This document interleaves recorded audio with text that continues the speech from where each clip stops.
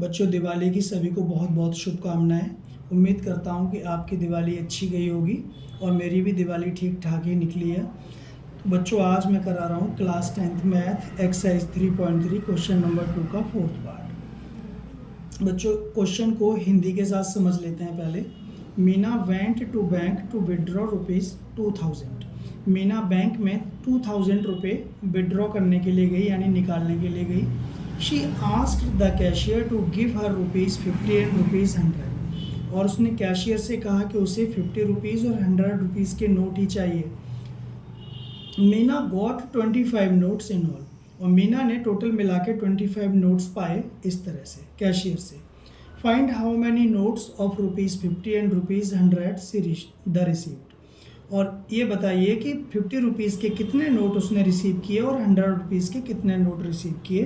तो इसमें यही पूछा है कि ₹50 और ₹100 के नोट कितने मिले उसको, और यही क्वेश्चन में पूछा गया है। तो देखिए, सबसे पहले आपको लिखना है let number of ₹50 note equal to x, यानी ₹50 के नोट x हैं और ₹100 के नोट y हैं।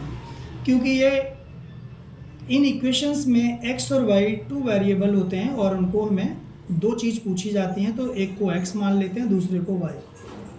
ठीक है ना। तो हमने मान लिया number of ₹50 note equal to x और number of ₹100 note equal to y।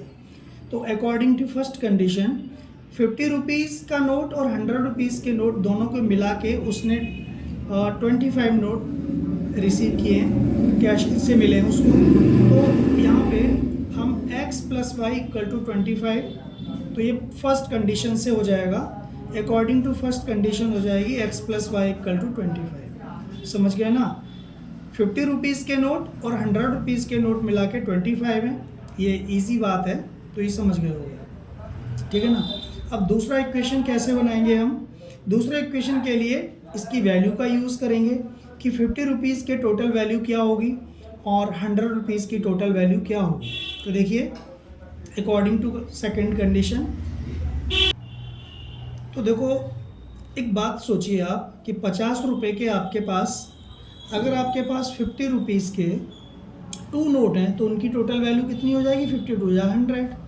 ऐसे ही ₹50 के 5 नोट हैं आपके पास, तो 55 या 250, ये हो जाएगी टोटल वैल्यू। अगर आपके पास ₹50 के x नोट हैं तो 50 का x में मल्टीप्लाई हो जाएगा तो 50x हो जाएगा। ऐसे ही ₹100 के आपके पास y नोट हैं तो 100y हो जाएगा। तो इस तरह से सेकंड कंडीशन बनेगी।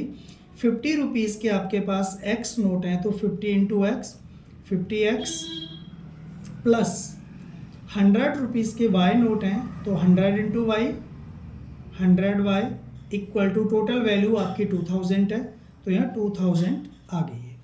ठीक है ना। अभी हम नंबर 2 इक्वेशन नहीं देंगे, हालांकि दे सकते हैं।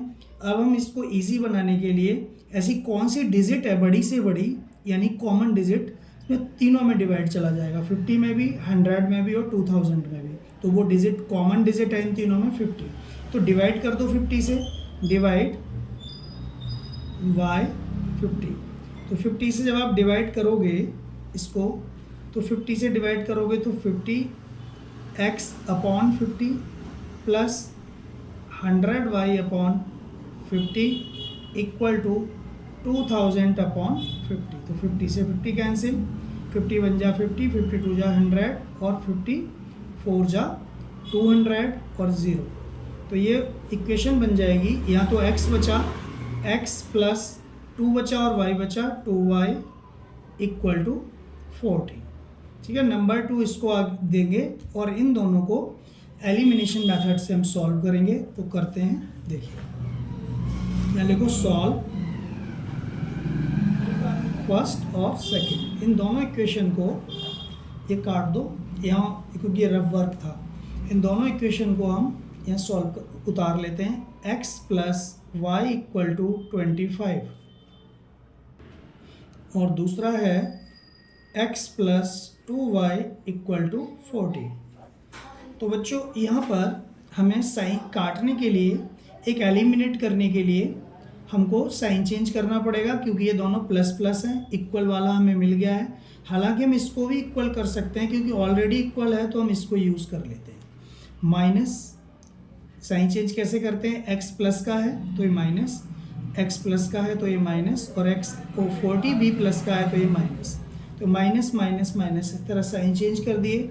अब हमें क्या कैंसिल हो जाएगा, यहाँ पर ऐड करने पर ये कैंसिल हो जाएगा, प्लस का एक्स माइनस का एक्स, और y में से आपके 2y गए तो -1y बचेगा, 1 लिखो मत, ऐसे ही लिख दो। यानी 1 में से, जैसे 1y में से 2y जाएगा तो -1y बचेगा। तो इस तरह से हमने कर लिया। तो -y इक्वल टू, यहाँ 25 में से आपके 40 गए तो 15 बचे माइनस के, ठीक है। अब माइनस से माइनस कैंसिल कर दो तो y इक्वल टू 15, आपके 100 रुपीज़ के नोट 15 निकल के आए हैं, ठीक है।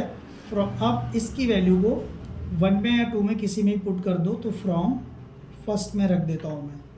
तो x plus y equal to 25, तो x प्लस y की वैल्यू 15 है तो 15 इक्वल टू 25, तो x इक्वल टू 15 को उधर ले जाओ राइट की तरफ, 25 माइनस 15 इक्वल टू 10।